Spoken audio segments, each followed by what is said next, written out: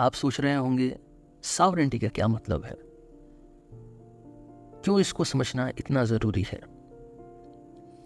हम जब राज्य के बारे में सोचते हैं, जैसे कि हमारी सरकार, हमारे देश के कानून या हमारा संविधान, तो ये सब सॉवरेनिटी के बिना अधूरे हैं। सॉवरेनिटी का मतलब है राज्य की वो अल्टीमेट ताकत जो कानून बनाने, फैसले लेने और अपने शहरवासियों को सुरक्षा देने के लिए ज़रूरी होती है। ये वही शक्ति है जो एक स्टेट को अपने लोगों पर अथॉरिटी देती है। सॉवरेनिटी को हिंदी में संप्रभुता कहते हैं। पर सवाल यह है कि ये ताकत कहाँ से आती है? क्या राज्य को ये ताकत बस इसलिए मिलती है क्योंकि हमने उसे दिया है, या इसके पीछे कुछ और भी है? इस पॉडकास्ट में हम सॉवरेनिटी के इस बेसिक कॉन्सेप्ट को एक्सप्लोर करेंगे। कहाँ से ये आइडिया आया, कैसे ये इतनी इम्पोर्टेंट बन गई कि बिना इसके कोई भी स्टेट या गवर्नमेंट काम नहीं कर सकती। अगर आप गौर करें तो सॉवरेनिटी का मतलब सिंपल टर्म्स में ये है कि कोई भी राज्य या सरकार तभी तक अपने फैसले लेने में आज़ाद होती है जब तक उसके पास सॉवरेनिटी होती है, यानी संप्रभुता। अगर किसी राज्य के पास सॉवरेनिटी नहीं है तो वो दूसरे देशों, ऑर्गेनाइजेशंस या अथॉरिटीज़ के अंडर काम करने पर मजबूर हो जाता है। इसलिए यह समझना ज़रूरी है कि सॉवरेनिटी एक स्टेट के लिए सबसे बड़ी शक्ति होती है। सोचने वाली बात यह है कि क्या एक राज्य अपनी सॉवरेनिटी, संप्रभुता कभी किसी और को दे सकता है? क्या ग्लोबल पावर्स या दूसरे देश सॉवरेनिटी को डायरेक्टली या इनडायरेक्टली कंट्रोल करते हैं? मैं आपको इनवाइट करता हूं कि आप भी मेरे साथ इस यात्रा में जुड़ें और समझें कि कैसे सॉवरेनिटी यानी संप्रभुता का कॉन्सेप्ट न सिर्फ पास्ट में बल्कि आज के ज़माने में भी रेलेवेंट है। सबसे पहले हम समझते हैं कि सॉवरेनिटी का एग्जैक्ट मतलब क्या होता है।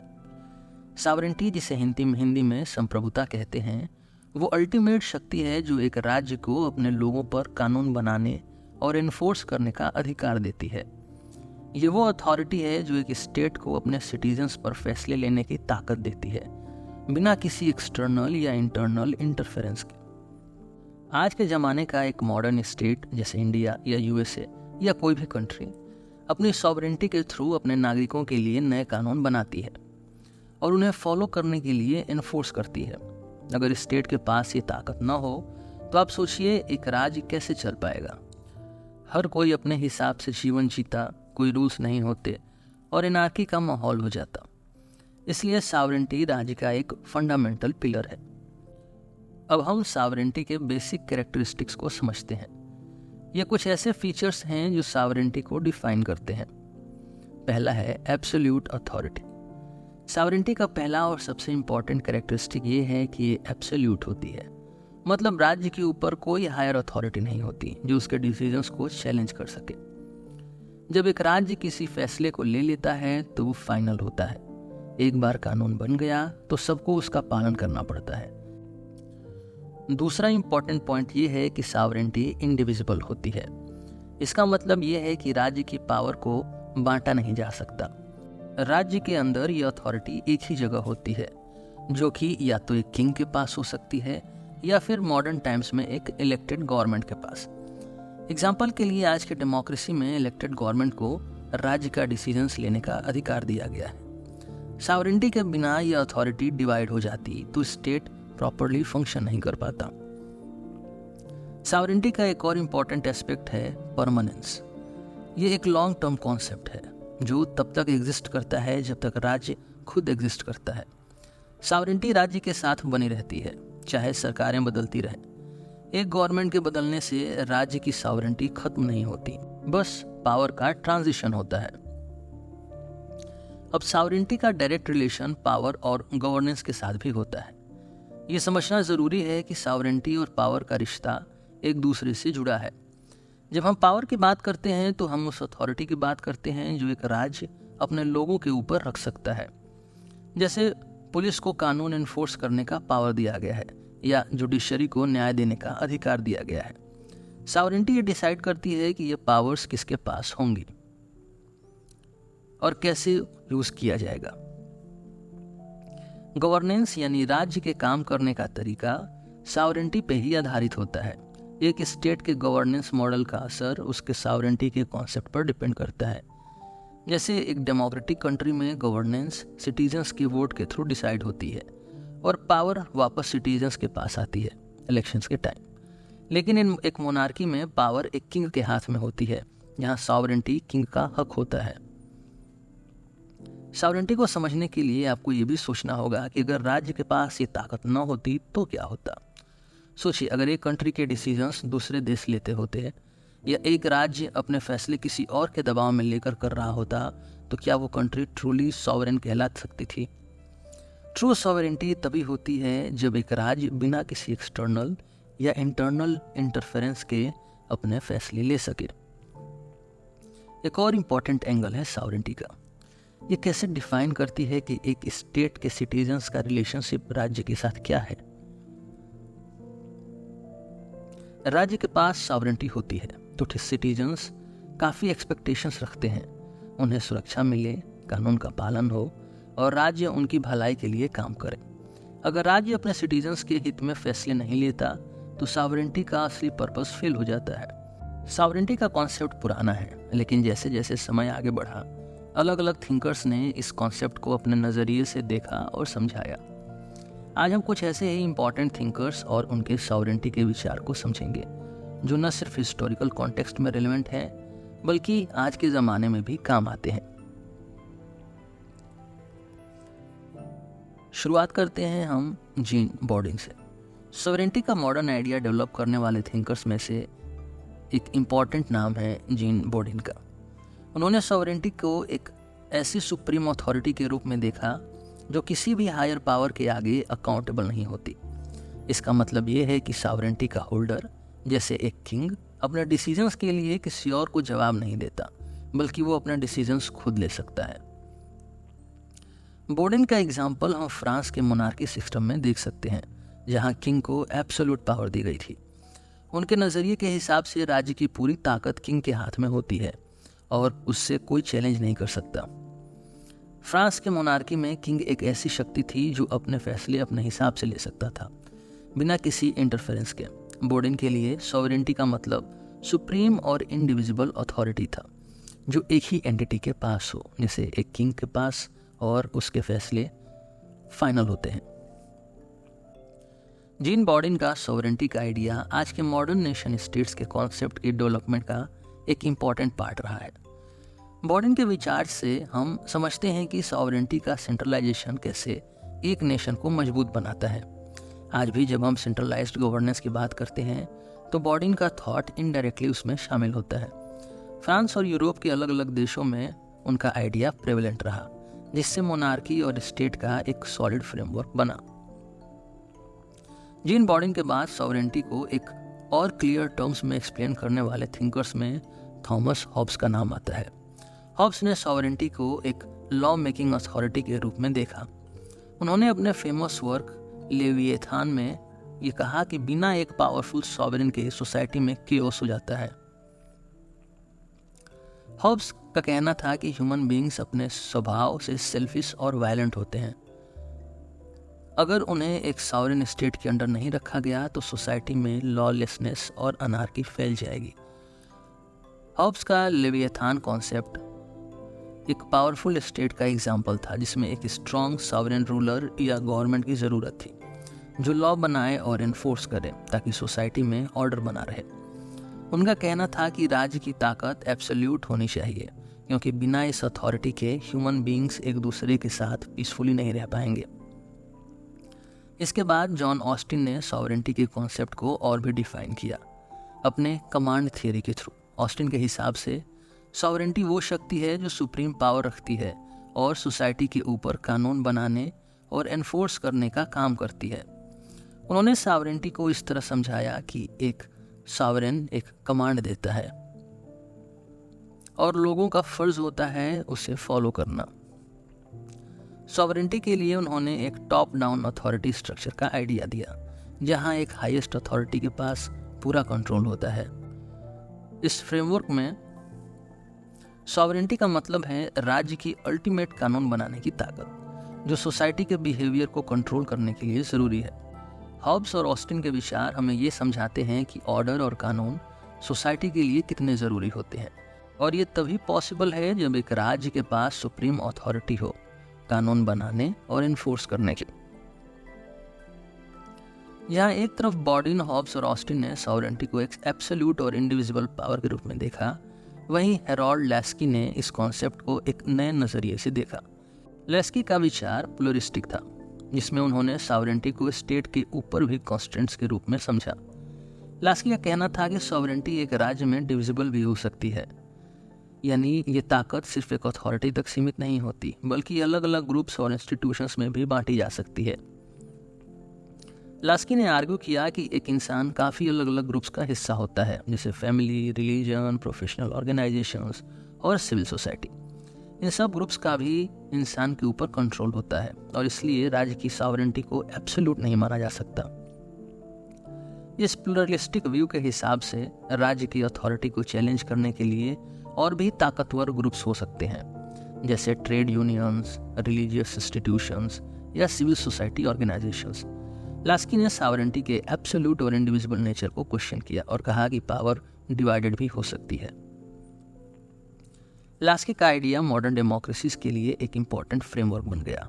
आज के ज़माने में हम देखते हैं कि गवर्नमेंट्स और स्टेट के डिसीजंस को चेक करने के लिए जुडिशरी, मीडिया, सिविल सोसाइटी जैसे इंस्टीट्यूशंस काफ़ी इंपॉर्टेंट रोल प्ले करते हैं।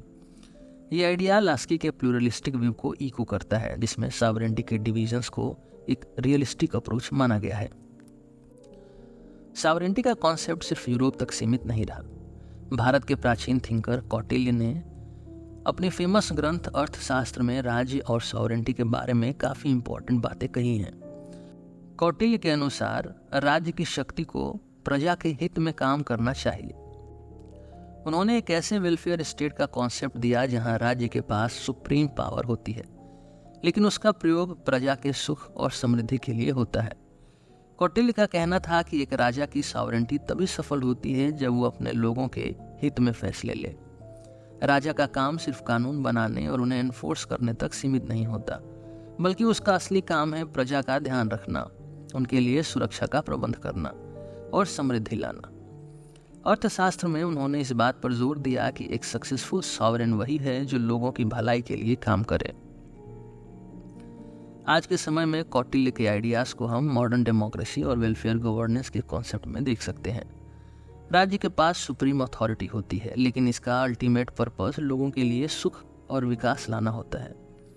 ये आइडिया आज के वेलफेयर स्टेट के साथ काफ़ी अलाइन करता है, जहां गवर्नमेंट पॉलिसीज का मेन फोकस पब्लिक वेलफेयर होता है।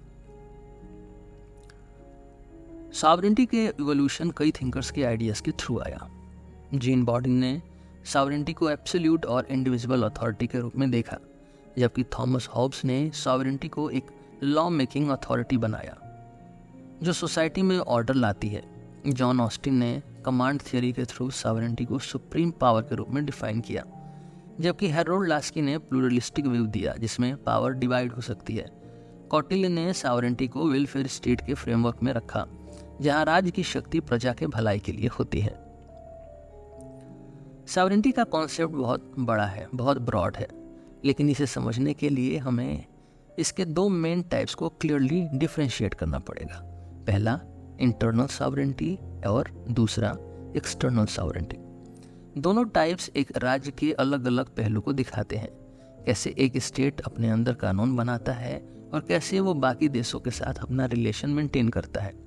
चलिए इन दोनों कॉन्सेप्ट्स को डिटेल में समझते हैं। इंटरनल सॉवरेंटी का मतलब होता है एक स्टेट के पास अपनी अंदर की ताकत का होना।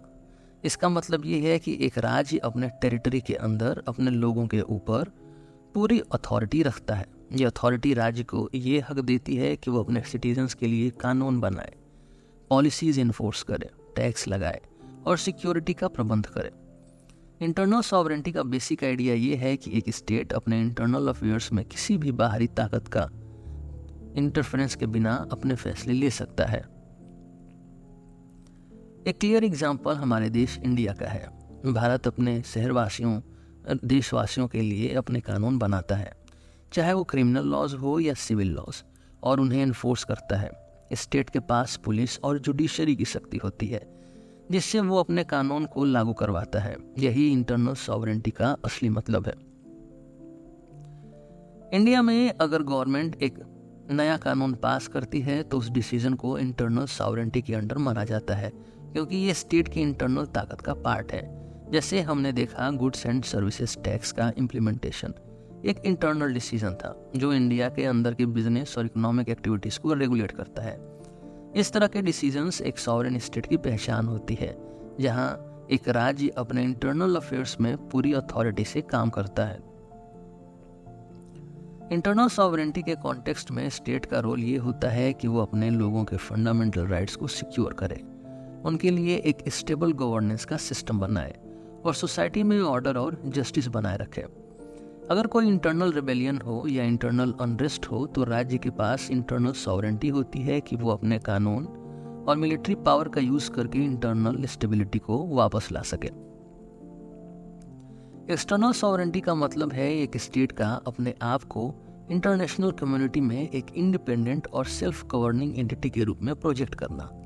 इसका मतलब है कि एक स्टेट के पास ये ताकत होती है कि वो दूसरे स्टेट के साथ अपने डिप्लोमेटिक और इकोनॉमिक रिलेशंस स्टेब्लिश करें, ट्रीटीज साइन करें और अपने डिसीजंस बिना किसी एक्सटर्नल इंटरफेरेंस के ले सके। जब हम एक्सटर्नल सॉवरेंटी की बात करते हैं तो इसका एक क्लियर एग्जाम्पल है कि कैसे भारत दूसरे देशों के साथ अपना रिलेशन मेंटेन करता है। भारत अपने फॉरेन पॉलिसी को खुद से बनाता है, दूसरे देशों के साथ ट्रेड एग्रीमेंट साइन करता है और इंटरनेशनल ऑर्गेनाइजेशंस में अपना पार्टिसिपेशन करता है, जैसे यूनाइटेड नेशंस यूएन या वर्ल्ड ट्रेड ऑर्गेनाइजेशंस WTO। ये सब एक्सटर्नल सॉवरेंटी का पार्ट है, जिसमें स्टेट अपने इंटरनेशनल स्टेटस को मेंटेन करता है और अपने स्ट्रेटेजिक इंटरेस्ट को प्रोटेक्ट करता है। एक्सटर्नल सॉवरेंटी में यह भी इम्पॉर्टेंट है कि एक राज्य अपने टेरिटरी को बाहरी दुश्मनों से बचाने के लिए मिलिट्री और डिफेंस को मजबूत बनाए। जैसे भारत अपने बॉर्डर्स को सिक्योर रखता है, पाकिस्तान या चीन जैसे नेबरिंग देशों के साथ बायलैटरल टॉक्स करता है और अपनी डिफेंस पॉलिसी बनाता है। ये सब एक्सटर्नल सॉवरेंटी के एस्पेक्ट्स हैं। एक इम्पॉर्टेंट फैक्टर एक्सटर्नल सॉवरेंटी में ये भी है कि नॉन इंटरफेरेंस का प्रिंसिपल फॉलो होता है, यानी एक सॉवरेन स्टेट दूसरे स्टेट के इंटरनल मैटर्स में दखल नहीं देता और दूसरे स्टेट्स भी उसके इंटरनल मैटर्स में इंटरफेरेंस नहीं करते। अगर एक राज्य अपने इंटरनेशनल रिलेशन को बिना किसी बाहरी प्रेशर के हैंडल करता है तो ये उसकी एक्सटर्नल सॉवरेंटी का प्रूफ होता है। इन शॉर्ट, इंटरनल सॉवरेंटी एक राज्य के अंदर की अथॉरिटी को रिप्रेजेंट करती है, जहां वो अपने सिटीजन्स के लिए कानून बनाता है और सोसाइटी को गवर्न करता है। एक्सटर्नल सॉवरेंटी दूसरी तरफ राज्य की बाहर की अथॉरिटी को शो करती है, जहां वो अपने इंटरनेशनल रिलेशंस को बिना किसी इंटरफेरेंस के मैनेज करता है और अपनी इंडिपेंडेंट पोजीशन को मेंटेन रखता है। ये दोनों टाइप्स मिलकर एक राज्य को पूरी तरह सॉवरेन बनाते हैं, जिसमें वो अपने इंटरनल और एक्सटर्नल ताकत को पूरी तरह से यूज कर सकता है। सॉवरेंटी एक ऐसा कॉन्सेप्ट है जो हमेशा से ही राज्य की शक्ति और अथॉरिटी का मूल आधार रहा है, लेकिन आज के ग्लोबलाइज्ड वर्ल्ड में इसका अर्थ कुछ अलग हो गया है। स्टेट की एब्सोल्यूट सॉवरेंटी का जो आइडिया पहले था वह आज कई नए चैलेंजेस का सामना कर रहा है। जैसे जैसे दुनिया और इंटरकनेक्टेड होती जा रही है, राज्य के लिए अपने इंटरनल और एक्सटर्नल सॉवरेंटी को बैलेंस करना मुश्किल होता जा रहा है। चलिए आज के ज़माने में सॉवरेंटी का क्या मतलब है, इस पर चर्चा करते हैं। ग्लोबलाइजेशन के इस दौर में राज्य अपने फैसले खुद ज़रूर लेते हैं, लेकिन उन पे कई तरह के एक्सटर्नल प्रेशर्स भी होते हैं। आज के ज़माने में सॉवरेंटी का मतलब सिर्फ ये नहीं है कि एक स्टेट अपने फैसले खुद ले रहा है, बल्कि वो इंटरनेशनल स्टेज पर कैसे रिएक्ट करता है इस पे भी डिपेंड करता है। एक एग्जांपल लेते हैं हम यूनाइटेड नेशंस यानी यूएन का। यूनाइटेड नेशंस जैसी इंटरनेशनल ऑर्गेनाइजेशंस का रोल ये है कि वो दुनिया के देशों को एक ग्लोबल फ्रेमवर्क के अंडर लेकर आए ताकि वो अपने डिफरेंसेस को शांति से रिजॉल्व कर सकें। यूएन सिक्योरिटी काउंसिल या वर्ल्ड हेल्थ ऑर्गेनाइजेशन जैसे इंस्टीट्यूशंस राज्य को कुछ कॉमन ग्लोबल प्रैक्टिसेस फॉलो करने के लिए इनकरेज करते हैं। जैसे जब यूएन कोई क्लाइमेट चेंज पॉलिसी बनाता है या ह्यूमन राइट वायोलेशंस के अगेंस्ट कोई एक्शन लेता है, तो अलग अलग देश अपने इंटरनल सॉवरेंटी के बावजूद उन इंटरनेशनल लॉज का हिस्सा बनते हैं। भले ही हर कंट्री अपने इंटरनल लॉज बना सकती है, लेकिन ग्लोबल इश्यूज जैसे इन्वायरमेंटल प्रोटेक्शन, ह्यूमन राइट्स और ग्लोबल ट्रेड एग्रीमेंट्स के कॉजेज में देशों को अपने फैसलों को ग्लोबल स्टैंडर्ड्स के हिसाब से एडजस्ट करना पड़ता है। सॉवरेंटी को समझने का एक और इंटरेस्टिंग केस यूरोपियन यूनियन का है। यूरोपियन यूनियन यानी EU एक ऐसा यूनिक एग्जाम्पल है जिसमें कई अलग अलग कंट्रीज ने अपने कुछ सॉवरेन पावर्स को एक कॉमन गवर्नेंस स्ट्रक्चर के लिए सेक्रीफाइस किया है। यूरोपियन यूनियन के अंदर जो कंट्रीज हैं वो अपने इकोनॉमिक पॉलिसीज, ट्रेड रेगुलेशंस और पॉलिटिकल डिसीजंस को म्यूचुअल अंडरस्टैंडिंग के साथ बनाती है। इसका मतलब है कि हर कंट्री अपने कुछ इंटरनल पॉलिसीज को यूरोपियन यूनियन के कॉमन फ्रेमवर्क के अंडर एडजस्ट करती हैं। इसी एग्जाम्पल में मॉनेटरी सॉवरेंटी के केस को भी समझते हैं। कई EU कंट्रीज ने अपना करेंसी कंट्रोल खत्म कर दिया और एक कॉमन करेंसी यूरो को एक्सेप्ट कर लिया। इसका मतलब ये था कि वो अपने नेशनल करेंसीज पर अपनी कंट्रोल भी खो बैठे, लेकिन इसके बदले उन्होंने ट्रेड और इकोनॉमिक कोऑपरेशन को इन्हेंस किया। अब वो अपने इकोनॉमिक डिसीजंस को एक सुप्रा नेशनल अथॉरिटी के साथ अलाइन करते हैं। इस प्रोसेस में सॉवरेंटी का सेक्रीफाइस जरूर होता है, लेकिन वो कॉमन गोल्स के लिए होता है, जैसे फ्री ट्रेड, पॉलिटिकल स्टेबिलिटी और इकोनॉमिक ग्रोथ। ब्रेग्जिट का एग्जाम्पल भी इसी सॉवरेंटी सेक्रीफाइस को रिफ्लेक्ट करता है। ब्रिटेन ने अपने सॉवरेंटी को छोड़े हुए पार्ट्स को वापस लेने के लिए यूरोपियन यूनियन से निकलने का फैसला किया। इससे ये बात क्लियर होती है कि सॉवरेंटी का क्वेश्चन आज भी एक सेंट्रल इशू है, जब एक राज्य अपने नेशनल इंटरेस्ट और ग्लोबल कोऑपरेशन के बीच बैलेंस बनाने की कोशिश करता है। सॉवरेंटी और इंटरनेशनल लॉज के बीच एक कांस्टेंट टेंशन रहती है। एक तरफ राज्य को अपने फैसले खुद लेने होते हैं, तो दूसरी तरफ उन्हें इंटरनेशनल एग्रीमेंट्स को भी फॉलो करना होता है। आज के समय में इंटरनेशनल ऑर्गेनाइजेशंस जैसे World Trade Organization WTO, International Monetary Fund IMF और यूनाइटेड नेशंस UN कई बार देशों की इंटरनल पॉलिसीज को इन्फ्लुएंस करते हैं। अगर कोई कंट्री इंटरनेशनल ट्रेड एग्रीमेंट्स का हिस्सा बनती है तो उसको अपनी इकोनॉमिक पॉलिसीज को एडजस्ट करना पड़ता है। अगर कोई राज्य ह्यूमन राइट के ग्लोबल स्टैंडर्ड्स को फॉलो नहीं करता तो उसको इंटरनेशनल कम्युनिटी से सैंक्शंस का सामना करना पड़ता है। यानी सॉवरेंटी का ट्रेडिशनल कॉन्सेप्ट आज के ग्लोबल कॉन्टेक्स्ट में काफ़ी कॉम्प्लेक्स हो गया है। एक अच्छा एग्जाम्पल है वर्ल्ड ट्रेड ऑर्गेनाइजेशन यानी WTO का, जो इंटरनेशनल ट्रेड को रेगुलेट करता है। जब कोई कंट्री WTO का मेंबर बन जाती है तो उसको अपने ट्रेड लॉस को ग्लोबल स्टैंडर्ड के अकॉर्डिंग एडजस्ट करना पड़ता है। अब ये एक तरह का सॉवरेंटी का लिमिटेशन है, क्योंकि राज्य को अपने डोमेस्टिक ट्रेड पॉलिसीज को ग्लोबल फ्रेमवर्क्स के अंदर एडजस्ट करना होता है। लेकिन इसके बेनिफिट्स भी हैं, जैसे better trade relations, increased market access और ग्लोबल इकोनॉमिक स्टेबिलिटी। ऐसे ही जब राज्य पेरिस एग्रीमेंट जैसे क्लाइमेट ट्रीटीज साइन करते हैं तो उन्हें अपने इंटरनल इन्वायरमेंट पॉलिसीज को ग्लोबल एग्रीमेंट्स के हिसाब से एडजस्ट करना पड़ता है। इसका मतलब है कि राज्य अपनी सॉवरेंटी के कुछ पार्ट्स को इंटरनेशनल कोऑपरेशन के लिए सेक्रीफाइस करता है, लेकिन लॉन्ग टर्म में ग्लोबल बेनिफिट्स गेन करता है। आज के ज़माने में सॉवरेंटी का एक और डायमेंशन डिसेंट्रलाइजेशन में देखा जा सकता है, जो हम फेडरलिज्म का कॉन्सेप्ट में देखते हैं। डिसेंट्रलाइजेशन का मतलब होता है कि राज्य अपने सेंट्रल अथॉरिटी को छोड़कर अपने कुछ पावर्स को लोकल गवर्नमेंट्स के साथ शेयर करता है। इस तरह का सिस्टम कई देशों में है, जैसे इंडिया, यूनाइटेड स्टेट्स और जर्मनी, जहां फेडरल स्ट्रक्चर में स्टेट गवर्नमेंट्स को भी कुछ ऑटोनॉमी दी गई है। जैसे इंडिया में हम देखते हैं कि सेंटर के पास सॉवरेंटी का मेन कंट्रोल होता है, लेकिन स्टेट गवर्नमेंट्स के पास भी अपने फैसले लेने की पावर होती है, जैसे एजुकेशन, हेल्थ और लॉ एंड ऑर्डर के मामले में। फेडरलिज्म एक ऐसा सिस्टम है जिसमें सॉवरेंटी डिवाइडेड होती है, लेकिन स्टेट के अंदर डिसेंट्रलाइजेशन के थ्रू लोकल ऑटोनॉमी को भी प्रमोट किया जाता है। इससे एक राज्य अपने सिटीजन्स के लिए ज़्यादा इंक्लूसिव गवर्नेंस प्रोवाइड कर सकता है। सॉवरेंटी का एक और बड़ा चैलेंज है नॉन स्टेट एक्टर्स का राइज, जो किसी एक राज्य या गवर्नमेंट के कंट्रोल में नहीं होते, लेकिन दुनिया पर उनका सिग्निफिकेंट इम्पैक्ट होता है। मल्टीनेशनल कॉरपोरेशंस यानी MNCs, टेररिस्ट ऑर्गेनाइजेशंस और ग्लोबल NGOs आज के टाइम में राज्य की सॉवरेंटी को चैलेंज कर रहे हैं। जैसे आज के टाइम में आप एप्पल, गूगल और फेसबुक जैसे मल्टीनेशनल कॉरपोरेशंस को देख लीजिए। ये कंपनीज कई राज्यों के बॉर्डर्स के क्रॉस ऑपरेट करती हैं और इनका इन्फ्लुएंस इतना ज़्यादा है कि इनके पॉलिसीज़ कई बार राज्य के इंटरनल पॉलिसीज़ को भी अफेक्ट करते हैं। गूगल जैसे प्लेटफॉर्म्स के पास डेटा और इन्फॉर्मेशन का इतना बड़ा कंट्रोल है कि राज्य को अपने सॉवरेंटी को प्रिजर्व करने में मुश्किल होती है।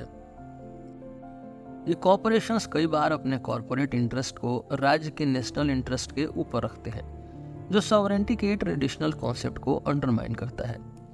दूसरा एग्जाम्पल है टेररिस्ट ऑर्गेनाइजेशंस का। ये नॉन स्टेट एक्टर्स एक राज्य के अंदर वायलेंस और फियर क्रिएट करते हैं, जिससे राज्य की सॉवरेंटी और इंटरनल सिक्योरिटी डायरेक्टली थ्रेटेंड होती है। टेररिज्म के थ्रू राज्य के फैसले और पॉलिसीज को डिस्टर्ब किया जा सकता है, जिससे एक राज्य की लॉ मेकिंग अथॉरिटी और कंट्रोल वीक हो जाता है। ऐसे नॉन स्टेट एक्टर्स के राइज ने राज्य की सॉवरेंटी को ट्रेडिशनल सेंस में रीडिफाइन कर दिया। राज्य को अब सिर्फ एक्सटर्नल थ्रेट्स का सामना नहीं करना पड़ता, बल्कि इंटरनल और नॉन स्टेट एक्टर्स के इंटरफेरेंस का भी ध्यान रखना पड़ता है। आज के डिजिटल दौर में सॉवरेंटी का एक नया और इम्पॉर्टेंट एस्पेक्ट है साइबर सॉवरेंटी का। साइबर सॉवरेंटी का मतलब होता है कि राज्य अपने साइबर स्पेस में यानी इंटरनेट और डिजिटल प्लेटफॉर्म्स पर कंट्रोल रखता है। लेकिन डिजिटल दुनिया में डेटा, इंफॉर्मेशन और कम्युनिकेशन पर किसका कंट्रोल है, ये एक बड़ा क्वेश्चन बन गया है। आज कई देश अपने सिटीजन्स के डेटा प्राइवेसी और साइबर सिक्योरिटी को लेकर कंसर्न्ड है। बिग टेक कंपनीज जो डिजिटल प्लेटफॉर्म्स ऑपरेट करती हैं, उनका एक बड़ा इन्फ्लुएंस होता है राज्य के डेटा और इंफॉर्मेशन सिस्टम्स पर, जैसे फेसबुक, ट्विटर यानी एक्स और यूट्यूब जैसी कंपनीज। ये ग्लोबल लेवल पर ऑपरेट करती हैं और इनके पास कई राज्य के डिजिटल स्पेस का कंट्रोल होता है। ये प्लेटफॉर्म्स किसी भी राज्य या इंफॉर्मेशनल फ्लो को कंट्रोल कर सकते हैं, जो राज्य के लिए एक डायरेक्ट चैलेंज होता है। साइबर सॉवरेंटी का एक और डायमेंशन है साइबर अटैक्स का थ्रेट। हैकिंग और साइबर वॉरफेयर के थ्रू एक राज्य के क्रिटिकल इंफ्रास्ट्रक्चर जैसे बैंकिंग सिस्टम्स, पावर ग्रिड्स और डिफेंस नेटवर्क्स को टारगेट किया जा सकता है। यह अटैक्स डायरेक्टली राज्य की नेशनल सिक्योरिटी और सॉवरेंटी को चैलेंज करता है। आज के समय में साइबर सिक्योरिटी पॉलिसीज बनाने का मतलब सिर्फ डिजिटल प्लेटफॉर्म्स को रेगुलेट करना नहीं, बल्कि राज्य की सॉवरेंटी को प्रोटेक्ट करना भी है। आज राज्य को साइबर सॉवरेंटी के मुद्दे पर नई पॉलिसीज और रेगुलेशंस बनानी पड़ती हैं, क्योंकि डिजिटल दुनिया में इंफॉर्मेशन का कंट्रोल राज्य के लिए एक मेजर फैक्टर बन गया है। आज के वेलफेयर स्टेट के कॉन्सेप्ट को समझने के लिए हम कौटिल्य के अर्थशास्त्र का अध्ययन कर सकते हैं। कौटिल्य जो एक ब्रिलियंट स्ट्रेटेजिस्ट और पॉलिटिकल थिंकर थे, उन्होंने राज्य को सिर्फ एक कानून बनाने वाली शक्ति के रूप में नहीं देखा, बल्कि एक ऐसी एंटिटी के रूप में समझा जिसका प्राइमरी ऑब्जेक्टिव प्रजा की भलाई और उनकी वेलफेयर को इंश्योर करना था। उन्होंने राज्य को प्रजा की सेवा के लिए बनाया गया एक वेलफेयर स्टेट के रूप में कॉन्सेप्चुअलाइज किया। कौटिल्य का अर्थशास्त्र में राज्य की रिस्पॉन्सिबिलिटीज को सिर्फ लॉ एनफोर्समेंट और सिक्योरिटी तक सीमित नहीं किया गया। राज्य का मूल ध्येय था प्रजा की भलाई को प्रदान करना, मेन मानना। राज्य के ड्यूटीज में प्रजा की इकोनॉमिक प्रॉस्पेरिटी, सोशल जस्टिस और सिक्योरिटी को टॉप प्रायोरिटी दी गई थी। कौटिल्य ने राज्य को एक वेलफेयर इंस्टीट्यूशन के रूप में देखा जो प्रजा के हक और हर पहलू यानी सामाजिक, आर्थिक और मानसिक का विकास करे। कौटिल्य के नजरिए से देखें तो एक गुड गवर्नेंस का मतलब था कि राज्य अपने सिटीजन्स के लिए एजुकेशन, हेल्थ और इकोनॉमिक अपॉर्चुनिटीज को प्रमोट करे। अर्थशास्त्र में कौटिल्य ने राज्य के प्रजा के प्रति कुछ स्पेसिफिक रिस्पॉन्सिबिलिटीज को डिफाइन किया है।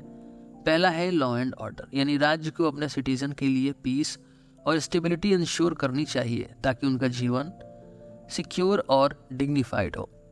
दूसरा है वेल्थ रीडिस्ट्रीब्यूशन। राज्य को ध्यान रखना चाहिए कि वेल्थ का फेयर डिस्ट्रीब्यूशन हो और गरीब और अमीर के बीच का गैप कम हो। नेचुरल रिसोर्स मैनेजमेंट की बात करें तो कौटिल्य के राज के अंदर नेचुरल रिसोर्स का एफिशिएंट मैनेजमेंट होना चाहिए ताकि प्रजा का सस्टेनेंस और प्रॉस्पेरिटी इंश्योर हो। पब्लिक वेलफेयर प्रोग्राम्स में कौटिल्य का एम्फेसिस था कि राज्य प्रजा के लिए इंफ्रास्ट्रक्चर डेवलपमेंट, इरिगेशन और एग्रीकल्चरल सपोर्ट जैसे वेलफेयर प्रोजेक्ट्स में एक्टिवली इन्वॉल्व हो। कौटिल्य का एक और इम्पॉर्टेंट कंट्रीब्यूशन था सप्तांग थियरी, जो एक राज्य के 7 पिलर्स यानी 7 अंगों को डिफाइन करता है। हर एक पिलर राज्य की स्टेबिलिटी और सक्सेस के लिए इसेंशियल होता है। कौटिल्य के सप्तांग थ्योरी के कंपोनेंट्स हैं: पहला स्वामी, अमत्य, जनपद, दुर्ग, कोश, दंड और सातवां मित्र। स्वामी यानी द किंग, राज्य के प्रमुख को इथिकल और जस्ट रूलर होना चाहिए जो अपनी प्रजा की वेलफेयर के लिए कमिटेड हो। दूसरा है अमत्य यानी द मिनिस्टर्स, कॉम्पिटेंट और लॉयल मिनिस्टर्स जो प्रजा की प्रॉब्लम को समझ सकें और उनके वेलफेयर के लिए पॉलिसीज बना सकें। तीसरा है जनपद यानी द टेरिटरी, राज्य की जमीन और लोग जो राज्य की पावर और रिसोर्सेज को रिप्रेजेंट करते हैं। चौथा है दुर्ग यानी द फोर्टिफाइड कैपिटल, राज्य की सिक्योरिटी और इंफ्रास्ट्रक्चर का बेस। पांचवा है कोश यानी द ट्रेजरी, फाइनेंशियल स्टेबिलिटी जो राज्य के वेलफेयर पॉलिसी प्रोजेक्ट्स और डिफेंसेस को सपोर्ट करती है। छठा है दंड यानी the military, a strong military force जो राज्य के इंटरनल और एक्सटर्नल थ्रेट से सुरक्षा कर सके।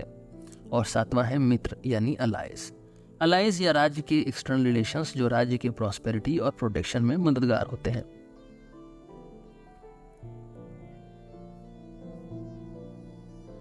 आज हमने सॉवरेंटी के कॉन्सेप्ट को समझा, उसके हिस्टोरिकल इवोल्यूशन से लेकर मॉडर्न डे चैलेंजेस तक। सॉवरेंटी को पहले एक एब्सोल्यूट अथॉरिटी के रूप में देखा गया। इसमें राज्य का काम था अपने सिटीजन्स पर कानून एनफोर्स करना, लेकिन जैसे जैसे दुनिया इवॉल्व हुई सॉवरेंटी का कॉन्सेप्ट भी ब्रॉडन होता गया। ग्लोबलाइजेशन, नॉन स्टेट एक्टर्स और साइबर स्पेस के चैलेंजेस में राज्य की एब्सोल्यूट अथॉरिटी को रीडिफाइन किया। कौटिल्य के वेलफेयर स्टेट के कॉन्सेप्ट को समझते हुए हमने देखा कि सॉवरेंटी का असली मकसद सिर्फ कानून बनाना नहीं बल्कि अपने सिटीजन्स की वेल बीइंग को इंश्योर करना है। कौटिल्य के सप्तांग थियोरी को मॉडर्न गवर्नेंस में इम्प्लीमेंट करने से हम एक स्ट्रॉन्ग और स्टेबल राज्य का निर्माण कर सकते हैं जो अपने प्रजा के हर एस्पेक्ट का विकास करता है। आज के मॉडर्न वर्ल्ड में सॉवरेंटी एक कॉम्प्लेक्स और डायनेमिक कॉन्सेप्ट है। यहाँ एक तरफ नेशन स्टेट्स अपनी इंटरनल सॉवरेंटी को प्रोटेक्ट कर रहे हैं, वहीं दूसरी तरफ इंटरनेशनल लॉज और ग्लोबल कोऑपरेशन को भी इम्पोर्टेंस दिया जा रहा है। कौटिल्य का वेलफेयर स्टेट का मॉडल एक टाइमलेस फिलॉसफी के रूप में सामने आता है जो हमें दिखाता है कि राज्य का असली काम प्रजा की भलाई के लिए काम करना है। सॉवरेंटी आज भी रेलेवेंट है, लेकिन इसकी रेलेवेंस को समझने के लिए हमें इसके हिस्टोरिकल रूट्स और मॉडर्न चैलेंजेस को देखना होगा। कौटिल्य के वेलफेयर स्टेट के आइडियाज हमें ये सिखाते हैं कि राज्य का पावर तभी इफेक्टिव होता है जब वो अपने सिटीजन की वेल बीइंग के लिए काम करता है। आज के लिए बस इतना ही, फिर मिलेंगे एक नए एपिसोड में एक नए टॉपिक के साथ। मेरा नाम है रोहित और आप सुन रहे थे सिलेबस विद रोहित। धन्यवाद।